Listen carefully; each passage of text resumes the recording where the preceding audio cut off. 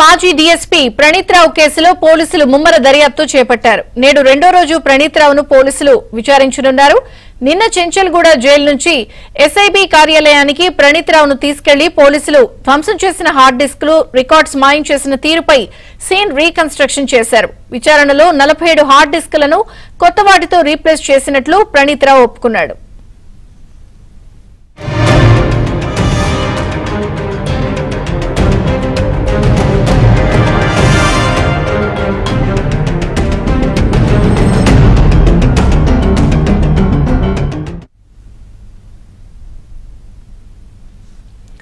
మరోవైపు సిరిసిల్లలో ఉన్న ప్రణీత్ రావు నివాసానికి కూడా పోలీసులు వెళ్లారు. ప్రణీత్ రావు ఇంట్లో డైరీని స్వాధీనం చేసుకున్నారు. అన్ని పొలిటికల్ పార్టీ నేతల ఫోన్లు ట్యాప్ చేసినట్లు కన్ఫర్మ్ చేశారు. దానికి తగ్గ ఆధారాలు పోలీసులు సేకరిస్తున్నారు.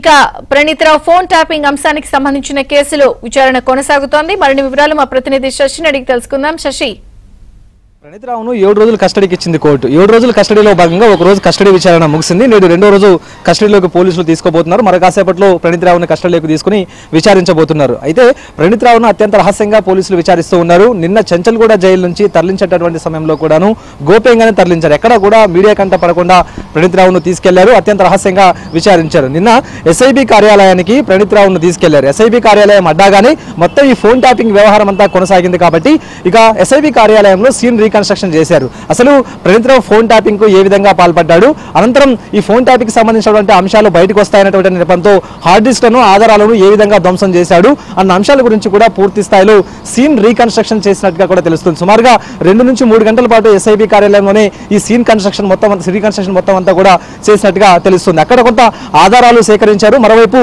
తాను ఆధారాలను ధ్వంసం చేసినట్టు, హార్డ్ డిస్క్లను ధ్వంసం చేసినట్టుగా కూడా పూర్తి స్థాయిలో ఇటు ప్రణీత్ రావు ఒప్పుకున్నారు. మరోవైపు ఫోన్ ట్యాపింగ్ వ్యవహారానికి ఏ విధంగా పాల్పడ్డన్న అంశాల గురించి కూడా ఇటు పోలీసుల ముందు ఒప్పుకున్నట్టుగా తెలిసింది. ఇదంతా ఒక అంశం అయితే, మరోవైపు ఎస్ఐబీ కార్యాలయంలో విచారణ ముగిసిన తర్వాత ఇటు ప్రణీత్ రావుని సిరిసిల్లకు కూడా తీసుకెళ్లారు. సిరిసిల్లలో ఆయన నివాసంలో సోదాలు చేశారు.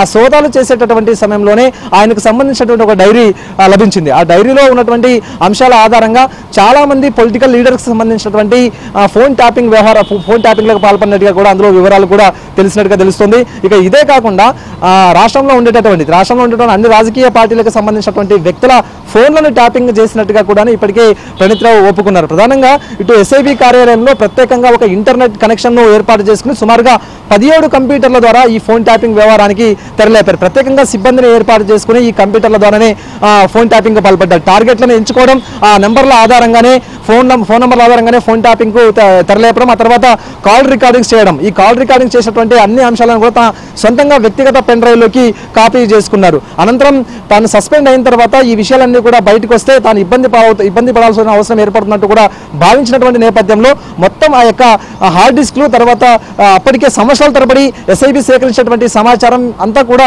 పూర్తి స్థాయిలో ధ్వంసం చేశారు. ఈ అంశం మీద సీరియస్ అయిన తర్వాతనే కేసు నమోదైంది. అనంతరం ఇక ప్రణీత్ రావును కూడా అరెస్ట్ చేయడం కూడా జరిగింది. సో మొత్తానికి ప్రణీత్ రావు వ్యవహారంలో చాలా లోతుగా పోలీసులు దర్యాప్తు చేస్తూ ఉన్నారు. ఇక ప్రణీత్ రావుకు సహకరించినటువంటి అధికారుల మీద కూడా విచారించేటటువంటి అవకాశం అయితే ఉంది. ఇప్పటికే వరంగల్ జిల్లాకు సంబంధించినటువంటి ఇటు ప్రణీత్ రావుకు అత్యంత సన్నిహితంగా ఉండే 2-3 ఇన్స్పెక్టర్లను కూడా విచారించాలంటూ ఇక పంజగుట్ట పోలీసులు భావిస్తూ ఉన్నారు. అందుకు అనుగుణంగానే వారికి నోటీసులు కూడా సర్వ్ చేసినట్టుగా తెలుస్తోంది. సో వారిని కూడా విచారిస్తే ఇంకా కీలకమైనటువంటి అంశాలను వెలుగులోకి వచ్చే అవకాశం అయితే ఉంది. మొత్తం ఫోన్ ట్యాపింగ్ చేసిన తర్వాత, కాల్ రికార్డింగ్ సేకరించిన తర్వాత ఆ కాల్ రికార్డింగ్లు ఆధారంగానే భారీగా డబ్బులు దండుకున్నట్టుగా తెలుస్తోంది. మరోవైపు భయపెట్టి బెదిరింపులకు గురి చేసి వారి నుంచి పెద్ద మొత్తంలో వసూలు చేసినట్టుగా కూడా ప్రస్తుతం ఆరోపణలు వస్తూ ఉన్నాయి. కాబట్టి ఆ దిశగా కూడా దర్యాప్తు చేసేటటువంటి అవకాశం అయితే ఉంది. మరోవైపు ఇక ప్రస్తుతం ఎస్ఐబీలో ఇంటెలిజెన్స్ లో పనిచేస్తున్నటువంటి ఒక అడిషనల్ ఎస్పీకి సంబంధించినటువంటి పాత్ర మీద కూడా ఇటు పంజగుట్ట పోలీసులు విచారణ చేయబోతున్నారు. అతనికి కూడా నోటీస్ సర్వ్ చేసి అతనికి కూడా విచారణకు పిలిచేటటువంటి అవకాశం అయితే ఉంది. సో మొత్తానికి ప్రణీత్ రావు ఇచ్చే సమాచారం ఆధారంగా, అతను కస్టడీ విచారణలో వెల్లడించేటటువంటి విషయాల ఆధారంగా ఈ కేసులో చాలా కీలకమైన విషయాలు వెలుగులోకి వచ్చే అవకాశం అయితే ఉంది. ఇంకా మరికొందరి పాత్ర కూడా వెలుగులోకి వచ్చే అవకాశం అయితే చాలా స్పష్టంగా కనిపిస్తోంది. విజయ చంద్రిక. Thank you Shashi.